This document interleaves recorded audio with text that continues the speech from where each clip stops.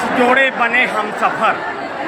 आपको बता दें, मैं चंदौली जनपद के विकासखंड मुख्यालय साहबगंज पर हूँ, जहाँ पर ब्राह्मणों की देखरेख में वैदिक मंत्रोच्चारण के बीच में 35 जोड़ों की दाम्पत्य जीवन का शुरुआत विकासखंड साहबगंज पर संपन्न हुआ और इसका ये पूरे जनमानस और यहाँ के विकासखंड मुख्यालय के कर्मचारी और यहाँ के जिला पंचायत पूर्व अध्यक्ष छत्रबली सिंह एवं चंदौली जनपद के भारतीय जनता पार्टी के जिला अध्यक्ष काशीनाथ सिंह साक्षी बने।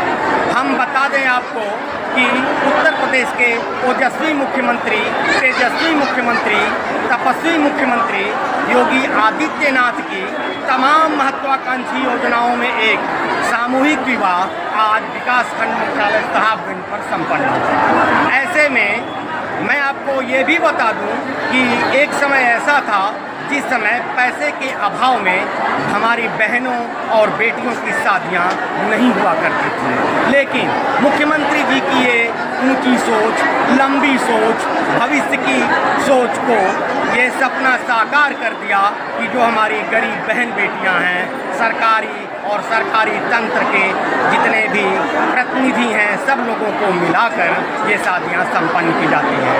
हमारे साथ जिला पंचायत अध्यक्ष छत्रबली सिंह जी भी हैं, हमारे साथ चंदौली जनपद के भारतीय जनता पार्टी के जिला अध्यक्ष काशीनाथ सिंह जी भी हैं। मैं आपको सुनाता हूँ ये महत्वाकांक्षी योजनाओं को किस रूप में लेते हैं और क्या कहते हैं अपने सहयोगी कमलेश पांडे के साथ चंद्रभूषण चौबे, चंदौली। अध्यक्ष जी, हमारे चैनल में आपका स्वागत है और मैं बधाई से शुरुआत करता हूं। आपने मुख्यमंत्री की महत्वाकांक्षी योजनाओं सामूहिक विवाह को साहबगंज विकासखंड में आके संपन्न कराए हैं। आपकी नज़रिया क्या है, इस पर बताएं। पहले तो आपको बहुत बहुत धन्यवाद इस सामूहिक विवाह कार्यक्रम में उपस्थित होने के लिए। ये माननीय मुख्यमंत्री जी की महत्वाकांक्षी योजनाएँ हैं कि हमारे उत्तर प्रदेश की कोई गरीब बेटी पैसे के अभाव में ऐसा न हो कि कोई गलत कदम उठा ले। इस नाते वो पहले तो बहुत कम राशि थी, लेकिन अब 1 लाख रुपए की राशि से बच्चियों की शादी करा रहे हैं, बहन बेटी की शादी करा रहे हैं, जिसमें 64,000 रुपया बच्चियों के खाते में जाता है। 21,000 रुपये का सामान उनको दिया जाता है और 15,000 रुपये जो बचते हैं उनके खान खर्च, उसके आए हुए बच्चियों के स्वागत में कराए जाते हैं। यह महत्वपूर्ण योजना है और इससे बहुत लाभ हमारे गरीब जनता को हो रही है। माननीय मुख्यमंत्री जी उत्तर प्रदेश सरकार की एक अच्छी सोच है, अच्छी पहल है, जिससे हमारे गरीब बच्चियों को कहीं भटकना न पड़े, उनके माता पिता को कर्ज न लेना पड़े। इस नाते उन्होंने एक ऐसी योजना ले आया जिससे हमारे उत्तर प्रदेश के गरीब बच्चियों को पैसे के अभाव उनकी शादी न रुके। इस नाते माननीय मुख्यमंत्री जी को इस योजना के लिए भी मैं बहुत धन्यवाद देता हूँ। ऐसी तमाम योजनाएं माननीय मुख्यमंत्री जी ने ले आई है जो गरीबों को भला हो रहा है, जिससे गरीबों का भला हो रहा है। बहुत बहुत धन्यवाद। सर, मैं चलते चलते आखिरी सवाल एक और लेता हूँ कि जनता को ये 0 पॉइंट पे तो सब फायदा हो रहा है, सरकार को कितना फ़ायदा होगा, इस पर थोड़ा सा बताएं।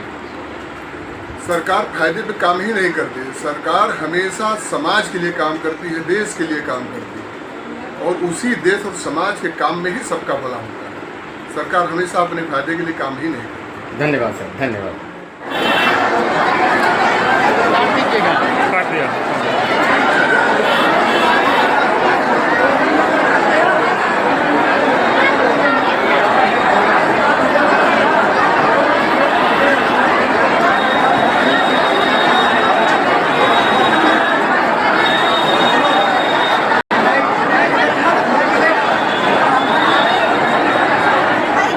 अध्यक्ष जी, हमारे चैनल में आपका स्वागत है। बहुत बहुत धन्यवाद आपको। सर, ये बताएं, जो मुख्यमंत्री जी की महत्वाकांक्षी योजना है सामूहिक विवाह, मैं देखता हूँ साहबगंज या हर जगह आप बढ़ चढ़कर हिस्सा लेते हैं, इसके विषय में कुछ बताइए। देखिए, माननीय मुख्यमंत्री जी की काफ़ी ये महत्वपूर्ण योजना है और आपने पीछे भी देखा होगा कि शादी बच्ची गरीब बच्चों की होती थी, समाज कल्याण विभाग से पहले 20,000 मात्र अनुदान मिलता और 20,000 के अनुदान के लिए आदमी को अपना 10,000 रुपया खर्च करना पड़ता था, तब कहीं जाके 6 महीने 8 महीने मिले या न मिले ऐसा होता था। माननीय मुख्यमंत्री जी की ज़मीनी स्तर के नेता थे और उन्होंने गोरखपुर में काफ़ी इस तरह की समस्याएँ देखे थे।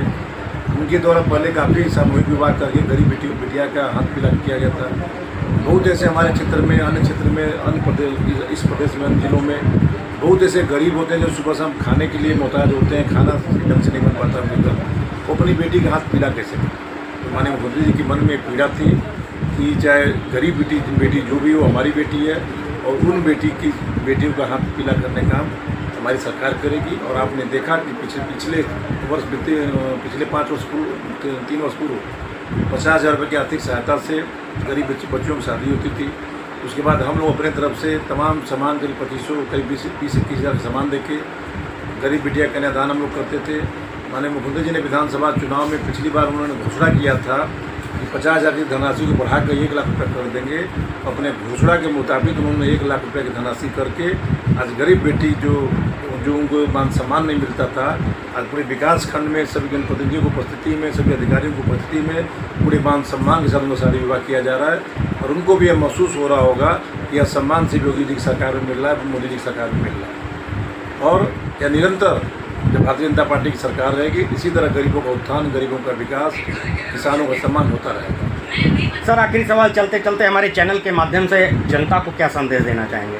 जनता को हम यही कहेंगे कि आने वाले विधानसभा चुनाव में, क्योंकि हम ऐसे पार्टी को चुने जो देश हित में, राष्ट्र हित में और जनहित में काम करे, इन्हीं को सरकार में लाने काम है। और भारतीय जनता पार्टी की सरकार, माननीय योगी जी के नेतृत्व में सरकार है, यह पूरा राष्ट्र हित में काम कर रही है। सभी लोग से आग्रह है, सभी लोग एकजुट होकर एक साथ मिल के 2027 में विधानसभा चुनाव में जिता के जो भी हमारे पार्टी के प्रत्याशी हो, जिता के विधानसभा भेजने काम करे और पिछली बार से भी ज़्यादा बहुमत सरकार बने और मजबूत सरकार बने और अच्छे तरीके से इस प्रदेश का विकास हो, उत्थान हो, धार्मिक स्थलों का भी विकास हो।